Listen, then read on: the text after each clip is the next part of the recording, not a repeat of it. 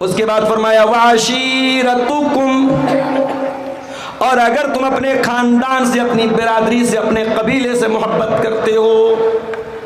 आपके यहाँ शेरशाबादी बिरादरी है, बड़ा बहुत अच्छा मुझे लगता है जब मैं ये देखता हूँ। एक इत्तेहाद है। अभी किसी नेता के बारे में मैंने सुना कि उन्होंने शेरशाबादी बिरादरी के बारे में कुछ उल्टा सीधा बोला। सारी एसोसिएशन, जो शेरशाबादी एसोसिएशन है, वो खड़ी हो गई कि नहीं साहब गलत बोला गया। होना चाहिए अपनी कौम के लिए, अपनी बिरादरी के लिए ये यूनिटी होनी चाहिए। झारखंड के इलाकों में जाता हूँ, पाकुड़, साहेबगंज, गोड्डा का इलाका एक तरफ से पूरे अंसारियों का इलाका है, अंसारी कौम है वहाँ। बंगाल में आप चले जाएं, वहाँ बहुत सारे लोग अपने नाम के साथ शेख लिखते हैं, शेख लोगों का इलाका है। तो बिरादरी का होना कोई ख़राब बात तो नहीं है। ख़राब बात क्या है? इंसान अपनी बिरादरी पर फख्र करे और दूसरी बिरादरी को हक़ीर समझे।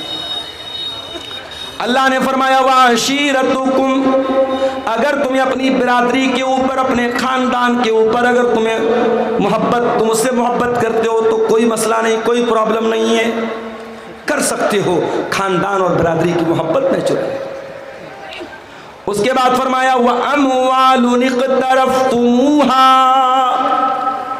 और वो माल जिसको तुम कमा कमा करके, मेहनत कर करके कमाते हो, लाते हो, अगर तुम अपने माल से मोहब्बत करते हो तब भी कोई प्रॉब्लम नहीं है। ये अलग बात है कि मेहनत से कमाया हुआ वो माल हमारा नौजवान जुए में जाकर के बर्बाद कर देता है, मेटा ओजोन में जाके बर्बाद कर देता है, क्रिप्टो करेंसी में ले जाके बर्बाद कर देता है। हमारे नौजवान को क्या चाहिए? बैठे बिठाए पैसा चाहिए। कोई कंपनी आती है, साहब 1 लाख रुपया लगा दो, हर महीने 15,000 देंगे, हमारा नौजवान झट से तैयार हो जाता है। बैठे बिठाए पैसा किसको बुरा लगता है? मुंबई और हैदराबाद के मुसलमानों का करोड़ों रुपया, ऐसी ही एक कंपनी आई थी, उसने दावा किया था 1 लाख रुपया आप लगाओ, हम 3,000 रुपया हर महीने आपको देंगे, हम बिजनेस करेंगे, आपके पैसे से आपको प्रॉफिट देंगे। दुनिया का कौन सा ऐसा कारोबार है जिसमें सिर्फ प्रॉफिट होता है मेरे भाई? कारोबार का मतलब प्रॉफिट और लॉस दोनों होता है। इंडियन शेयर मार्केट पिछले 1 महीने में धड़ाम धड़ाम गिर रही है, आज भी मार्केट काफी गिरी हुई है। तो मार्केट का काम है अप एंड डाउन होना, कभी चढ़ती है कभी उतरती है। कंपनी ने दावा किया कि नहीं साहब आप हमारे यहाँ 1 लाख रुपया लगाओ, कभी 3,000 मिलेगा, कभी 3100 मिलेगा, कभी 2900 मिलेगा, एक नियर अबाउट आपको 3,000 रुपया मिलेगा। अब जिसके पास 10 लाख रुपया था उसने सोचा यार 10 लाख लगा दो, 30,000 रुपया महीना मिलेगा। मुंबई के अंदर लोगों ने फ्लैट बेच दिया अपना, 50 लाख का फ्लैट था, बेच दिया कि 50 लाख लगाऊंगा, हर महीने 1.5 लाख रुपया मिलेगा, क्या बुरा है। मकान बेच दिया, फ्लैट बेच दिया, किराए पे रहने लगे। कंपनी सारे लोगों का पैसा लेके भाग गई, आज सब बेचारे रो रहे हैं। तो मेरे भाइयों, ये पैसा जो आप मेहनत से कमाते हैं, अपने नौजवानों से कहना चाहूँगा इसको जुए में बर्बाद मत करो। मेटा ओजोन, ये क्रिप्टो करेंसी और ये शेयर मार्केट की बहुत सारी नाजायज़ शक्लें, शेयर मार्केट की सारी शक्लें नाजायज़ नहीं हैं, उसकी बहुत सारी शक्लें जायज़ भी हैं, उसको बैठ करके डिस्कस किया जा सकता है, लेकिन बहुत सारी शक्लें शेयर मार्केट की नाजायज़ हैं। तो शेयर मार्केट हो गई, क्रिप्टो मार्केट हो गई, ये जो है कमोडिटी मार्केट चल रही है, सोने और चांदी का कारोबार हो रहा है, इन तमाम चीज़ों में जो एक ये गारंटीड मुनाफा है, और ये है कि साहब हम पैसा लगा के करोड़पति बन जाएंगे, 100 रुपया लगा के 1000 कमा लेंगे, ये जुआ है, इसमें अपने पैसे को बर्बाद मत करो मेरे।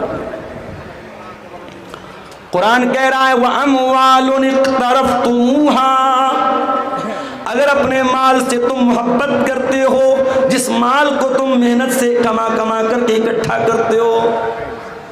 कोई इंसान अगर ये बोले साहब हमको माल से मोहब्बत नहीं है, झूठ बोल रहा है, झूठा है, मक्कार है। माल से मोहब्बत तो नेचुरल चीज़ है मेरे भाई। अब ये अलग बात है, किसी को माल से इतनी मोहब्बत होती है कि माल कमाने के चक्कर में हलाल हराम की परवाह भी नहीं करता, माल से इतनी मोहब्बत होती है ज़कात नहीं निकालता, दान नहीं करता, चंदा नहीं करता। करोड़ों की हैसियत है, मोहल्ले में मदरसे का चंदा हो रहा है, मस्जिद का चंदा हो रहा है, ये 10,000 दे सकता है, ये 1 लाख दे सकता है, ये चंदा देता है 500 रुपया, इसके पास पैसा तो है, दिल नहीं है। तो किसी के दिल में माल की ज़्यादा मोहब्बत है, किसी के दिल में कम मोहब्बत है, मगर माल से मोहब्बत सबको है। उसके बाद फरमाया व तिजारतुन तखशौन कसादहा, और ए ईमान वालो, अगर तुम अपने बिजनेस से, अपने कारोबार से, अपने व्यापार से, अपने धंधे से, अपनी दुकान से मोहब्बत करते हो, जिस कारोबार के बारे में तुम्हें यह डर होता है कि कहीं घाटा ना हो जाए, हर कारोबारी को यही डर रहता है घाटा ना हो जाए, तो ये 7 चीज होगी। और 8वीं चीज व मसाकिनु तरदौनहा, और ऐ मुसलमानों, अगर तुमको अपने घर बार से मोहब्बत है, अपने मकान से मोहब्बत है, अपनी बिल्डिंग से मोहब्बत है, माँ बाप से मोहब्बत, औलाद से मोहब्बत, भाई से मोहब्बत, बीवी से मोहब्बत, खानदान से मोहब्बत, माल से मोहब्बत, तिजारत से मोहब्बत, घर बार से मोहब्बत, अल्लाह ने 8 चीज़ों का नाम लिया। और 8 चीज़ों का नाम लेने के बाद अल्लाह क्या कहता है, ज़रा गौर कीजिए। अहब्ब इलैकुम मिनल्लाहि व रसूलिही व जिहादिन फी सबीलिही, अगर इन 8 चीज़ों की मोहब्बत तुम्हारे दिल में अल्लाह से ज़्यादा हो जाए, रसूल से ज़्यादा हो जाए, और अल्लाह की राह में जिहाद से ज़्यादा हो जाए, फतरब्बसू, तो तुम अल्लाह के अज़ाब का इंतज़ार करो, हत्ता यअतियल्लाहु बिअम्री, अल्लाह ताला अपने अज़ाब को सामने लाएगा। पता ये चला आप मोमिन हैं, आप मुसलमान हैं, आपके दिल में सबसे ज़्यादा मोहब्बत किसकी होनी चाहिए, अल्लाह की और उसके रसूल की होनी चाहिए। दुनिया की सारी मोहब्बतें इन 2 मोहब्बतों पर कुर्बान है मेरे भाई। अब मैं अपने तकरीर के असल टॉपिक की तरफ आ रहा हूँ। हमें अपने रसूल से मोहब्बत तो करनी है, सवाल ये पैदा होता है कितनी मोहब्बत करनी है। कुरान करीम जवाब देता है, अन्नबिय्यु औला बिल मोमिनीना मिन अनफुसिहिम, के नबी मोमिन, नबी से ईमान वाले अपनी जान से ज़्यादा प्यार करते हैं, ईमान वाले नबी से अपनी जान से ज़्यादा मोहब्बत करते हैं, जान से बढ़ के अपने नबी से प्यार होना चाहिए। अब आप कहेंगे मौलवी साहब ये कैसे पॉसिबल है, जान से बढ़ के कोई कैसे प्यार कर सकता है। आइए मैं आपको एग्जाम्पल देता हूँ। हजरत खुबैब इब्न अदी को देखो, इनको मक्का वालों ने अरेस्ट कर लिया, गिरफ्तार कर लिया, इनको सूली पे चढ़ाने की तैयारी हो गई है। मक्का वालों ने कहा, खुबैब कोई आखिरी ख्वाहिश, कोई अंतिम इच्छा अगर हो तो बता दो। कहा कि मैं 2 रकात नमाज पढ़ना चाहता हूँ। कहा ठीक है 2 रकात नमाज पढ़ दो तो। और आज भी दुनिया में तकरीबन हर कंट्री में, हर देश में फांसी देने से पहले और सजाए मौत देने से पहले मरने वाले की अंतिम इच्छा पूछी जाती है, और अगर पूरी करने लायक होती है तो पूरी भी करवाई जाती है। खुबैब इब्न अदी ने कहा मैं 2 रकात नमाज पढ़ना चाहता हूँ।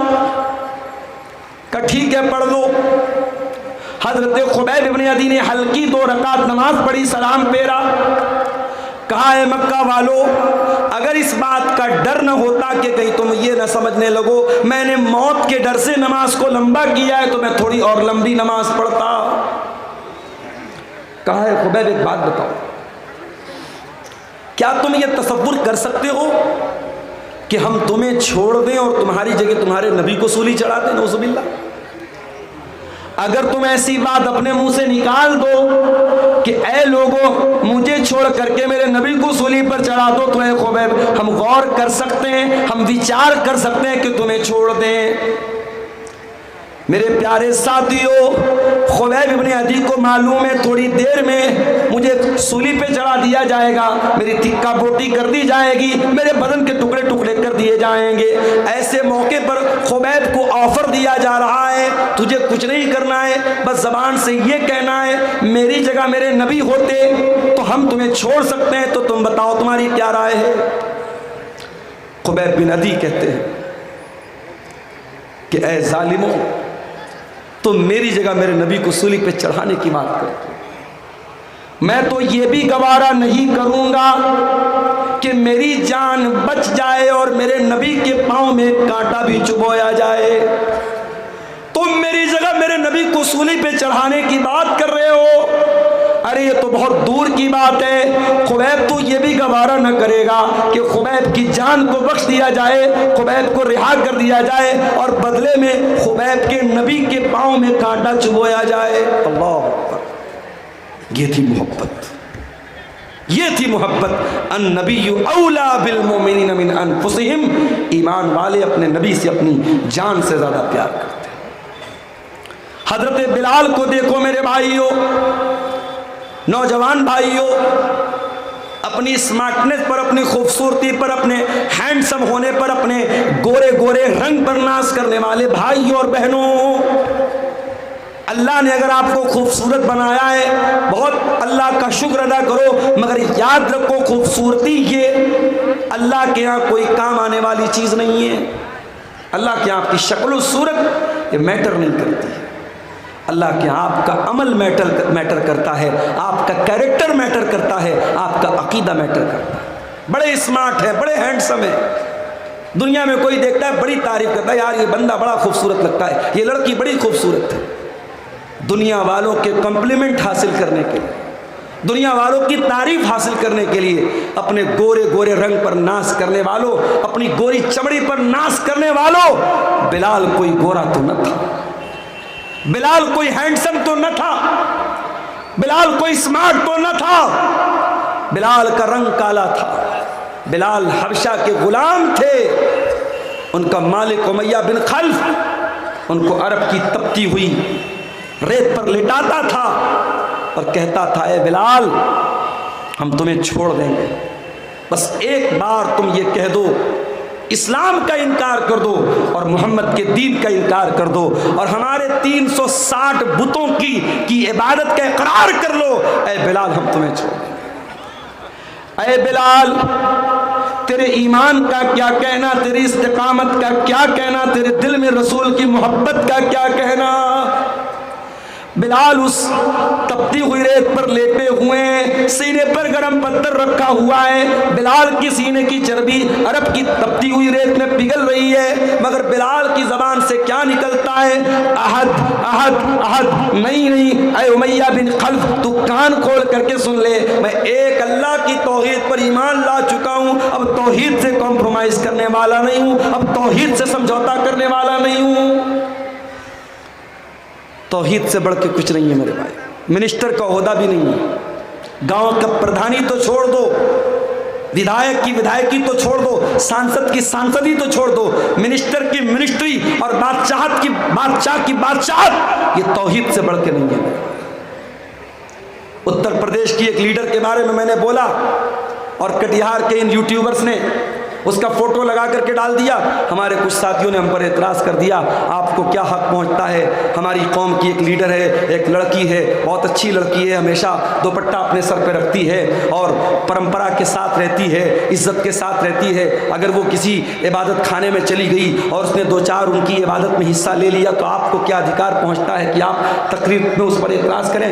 मैंने कहा पहली बात तो मैंने नाम नहीं लिया था, मैंने नाम नहीं लिया था, ये यूट्यूबर्स की हरकत है, नाम न लो ये फोटो चिपका देंगे, तकरीर कुछ रहेगी ये उस पर थंबनेल लगाएंगे, मियाँ बीवी शादी के बाद कैसे मिले एक गंदी सी तस्वीर लगा देंगे और मियाँ बीवी कैसे मिले। अब हमारा नौजवान उत्सुकतावश और उसमें ये देखने के लिए कि मौलाना ने क्या बयान किया है, जब उसको सुनेगा तो कहेगा खोदा पहाड़ निकली चूहिया।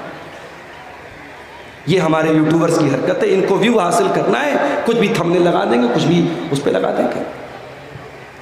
एक जगह तकरीर मेरी हो रही थी, गर्मी का मौसम था, मैं पसीने पसीने था, एक आदमी मेरे पीछे से आया, वो मुझे पंखा करने लगा, लोगों ने बताया थोड़ा दिमाग का क्रैक है, वो आकर के पंखा करने लगा, बोला आप गर्मी से मर जाएंगे। मैंने कहा भाई मैं गर्मी से नहीं मरूंगा, तुम बैठ जाओ। अब एक यूट्यूबर ने उस पर थंबनेल लगाया, तकरीर में हुआ हंगामा, मौलाना भड़क गए, अरे भाई किस पर भड़का मैं, तो कुछ भी चल रहा है आजकल। मैंने तकरीर में सिर्फ इतना बयान किया, उत्तर प्रदेश की एक लीडर के बारे में, मैंने नाम भी नहीं लिया, मैंने कहा एक लीडर है, मुसलमान लीडर है, बड़ा उनकी तारीफ हो रही कि साहब बहुत अच्छे परिवार से उनका संबंध है और बहुत सारे वोटों से जीत करके वो आई हैं और पार्लियामेंट में हमारी नुमाइंदगी कर रही हैं। उनका एक वीडियो मैंने देखा कि एक इबादत खाने में, गैर मुस्लिमों के इबादत खाने में दाखिल हुई और उनकी इबादत में उनके जो धार्मिक क्रियाक्रम होता है उसमें शामिल हुई। मैंने कहा ये गलत है। एक सीधी सीधी बात सुन लो, अभी दिल्ली में ऑल इंडिया अहले हदीस कॉन्फ्रेंस हुई, मेरी तकरीर होने वाली थी वहाँ, बनारस से मेरी फ़्लाइट थी, मैं नहीं जा सका। उस कॉन्फ्रेंस में मेरी तकरीर का जो टॉपिक था वो क्या था? इस्लाम और मजहबी रवादारी, इस्लाम एंड रिलीजियस टॉलरेंस। इस्लाम दूसरे के मजहब के बारे में हमें अपने अंदर बर्दाश्त का मादा पैदा करने का हुक्म देता है, ये मेरा टॉपिक था। तो मैं उस तकरीर में जो बात बयान करने वाला था, जो मैंने नोट्स बनाए थे, उसमें एक बात मैंने ये भी लिखी थी कि रवादारी का मतलब, टॉलरेंस का मतलब ये नहीं है कि मैं आपके मजहब पर अमल करूं, आप मेरे मजहब पर अमल करें। नहीं, टॉलरेंस तो ये है आप अपने धर्म पर अमल करें, मैं अपने मजहब पर अमल करूं, ना मुझे आपके मजहब पर कोई एतराज हो, ना मैं आपके मजहब को कुछ बुरा भला कहूं और ना आप मेरे मजहब के साथ कोई छेड़छाड़। ये टॉलरेंस है। हमारे यहाँ टॉलरेंस का मतलब क्या समझ लिया कि साहब जब कोई गैर मुस्लिम कुरान पढ़ेगा तब टॉलरेंस है, और जब कोई मुसलमान वेद गीता और रामायण पढ़ेगा तब टॉलरेंस है। नहीं मेरे भाई, मुसलमान अपनी नमाज पढ़े और गैर मुस्लिम अपनी पूजा पाठ करे, ईसाई अपने चर्च में जाकर के आराम से इबादत करे, सिख मजहब का मानने वाला अपने गुरुद्वारा में जाकर के अपनी पूजा करे, जैन मजहब का मानने वाला अपने एतबार से इबादत करे, और हमें किसी के इबादत करने पर और किसी के त्यौहार मनाने पर हमें कोई एतराज़ ना हो। ये टॉलरेंस है, ये रवादारी है, ये भाईचारा है, और इस भाईचारे को हम भारत में फैलाना चाहते हैं और इसको बढ़ावा देना चाहते हैं। तो तौहीद से कोई कॉम्प्रोमाइज़ नहीं किया जाएगा। हज़रत बिलाल ने तौहीद से कॉम्प्रोमाइज़ नहीं किया, तपती रेत पर लिटा दिया गया, मगर बिलाल ने तौहीद को नहीं छोड़ा। मेरे प्यारे साथियों, सबसे बढ़ करके अगर मोहब्बत करना है तो अल्लाह से करना है और रसूल से करना है। और जब हमारा रसूल से मोहब्बत करते ही हैं तो एक बात और समझ लीजिए, दुनिया वालों का एक दस्तूर है, कायदा कानून है, इंसान जिससे मोहब्बत करता है उसको क्या पसंद है क्या नापसंद